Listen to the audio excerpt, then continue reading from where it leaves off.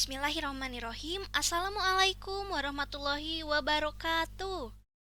Alhamdulillahirrabbilalamin. Wassalatu wassalamu ala asrofil anbiya'i wal mursalin wa ala alihi wa sahbihi ajmain. Amma ba'du.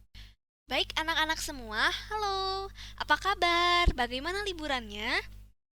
Ya, anak-anak bertemu lagi dengan ibu. Masih di pelajaran yang sama ya, pelajaran PLH, Pendidikan Lingkungan Hidup.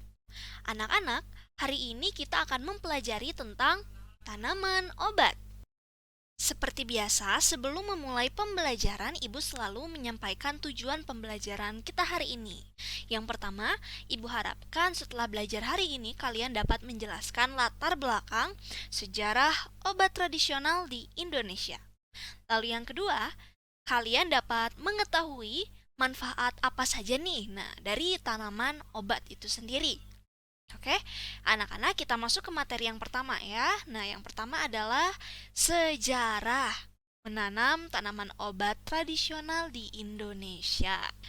Mungkin dari kalian ada yang bertanya ya, sejak kapan sih Indonesia ini mulai menanam obat? Sejak kapan Indonesia ini menggunakan pengobatan tradisional? Ternyata, anak-anak, itu terjadi sudah sejak zaman dahulu kala. Sejak zaman nenek moyang kita, karena nenek moyang kita ini terkenal pandai meracik jamu. Dan membuat obat-obat tradisional. Seperti yang kita ketahui, Indonesia ini kaya sekali keanekaragaman hayatinya, ya. Banyak sekali.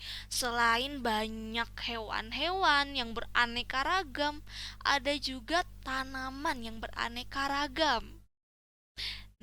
Keberagaman tanaman tersebut dimanfaatkan oleh kita.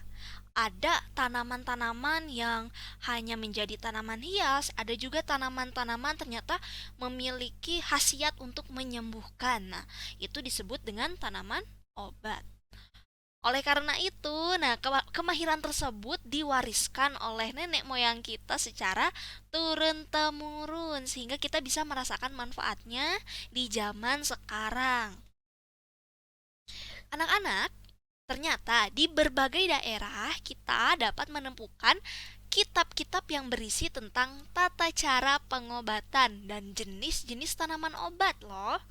Contohnya nih, di Bali ya, di Bali ada kitab yang namanya Kitab Usada.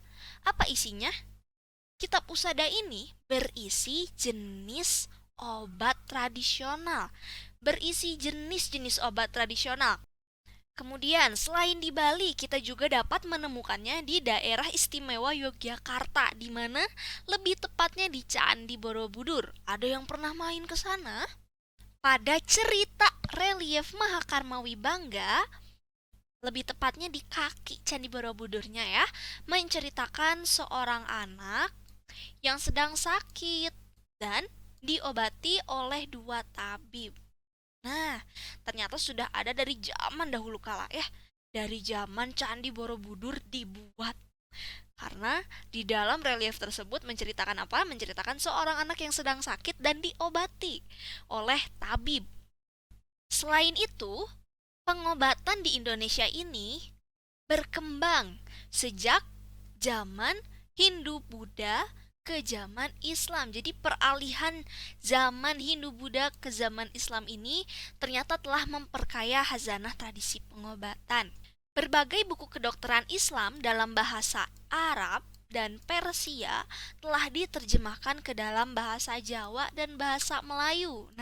Jadi negeri Indonesia ini dapat lebih mengerti ya, karena dengan menggunakan bahasa Jawa dan bahasa Melayu buku kedokteran Islam itu. Semua ini terus berlangsung sampai bangsa kita mengenal ilmu kedokteran dari Eropa pada zaman penjajahan. Oke. Anak-anak, ternyata di sini ada sebuah gambar ya. Ibu lingkari gambarnya. Kira-kira ada yang tahu tidak ini gambar apa? Gambar teh tarik, Bu. Bukan teh tarik. Ayo, gambar apa kira-kira? Bandrek? Bukan bandrek. Ayo. Ini adalah gambar Jamu. Ada yang pernah minum jamu? Nah, anak-anak, di sini ada sebuah gambar. Ibu lingkari gambarnya. Nah, kira-kira ini minuman apa ya? Teh tarik, Bu. Bukan teh tarik. Apa kira-kira? Bandrek?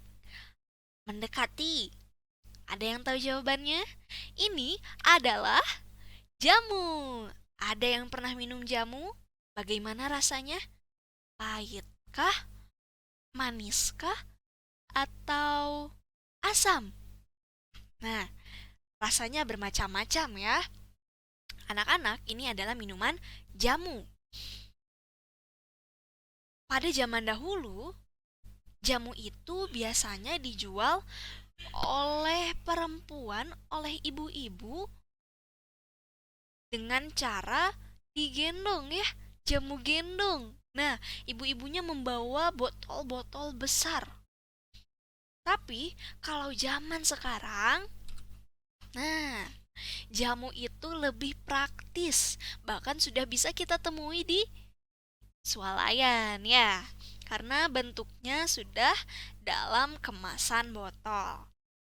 Itu sekilas tentang sejarah dari tanaman obat atau obat tradisional di Indonesia. Kita masuk materi yang kedua ya. Yang kedua kita akan membahas tentang manfaat. Manfaat dari menanam tanaman obat. Anak-anak boleh dibuka bukunya halaman 4 ya. Mari kita baca bersama-sama. Walaupun telah banyak tanaman obat yang diproduksi secara modern, masyarakat harus tetap cermat dalam memilih produk tanaman obat. Kita harus teliti melihat tanggal kadaluarsanya ya. Dan kemasannya. Kalau kemasannya rusak tentu saja tidak boleh kita beli. Kemudian perhatikan pula kode produksinya. Kita juga perlu memperhatikan kode produksi. Apakah terdaftar di dalam BPOM atau tidak? Karena kalau sudah terdaftar di dalam BPOM, kita jadi lebih tenang. Sudah diawasi oleh Badan Pengawasan Obat dan Makanan ya. Ya, walaupun memang biasanya harganya lebih mahal ya, harganya lebih mahal akan tetapi lebih baik karena lebih aman untuk kesehatan kita. Anak-anak, jika di sekitar rumah kita masih tersedia lahan kosong, apa yang harus kita lakukan? Nah, sebaiknya kita tanami tanaman obat. Karena apa? Karena ada manfaatnya loh. Mari kita baca bersama-sama ya. Kita baca poin 1. Karena dengan menanam tanaman obat, kita dapat menjaga kelangsungan keanekaragaman tumbuhan di Indonesia. Tadi kita sudah tahu ya, di Indonesia itu banyak sekali keanekaragaman hayati. Lalu yang kedua, mendapatkan sumber obat.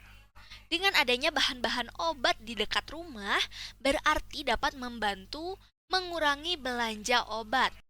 Yang ketiga, kita dapat menerapkan pola hidup ramah terhadap lingkungan dan dapat menambah nilai ekonomis dari pemanfaatan pekarangan rumah yang kosong. Nah, anak-anak mungkin tambahan dari ibu, dengan menanam tanaman obat ini, tanaman obat yang kita tanam ini bisa menjadi pertolongan pertama yang sederhana ya, maksudnya yang sederhana. Misalnya, tiba-tiba kita mual nih, aduh perut kita mual. Nah, kita sudah tahu ilmunya kalau tanaman jahe ternyata bisa mengurangi rasa mual.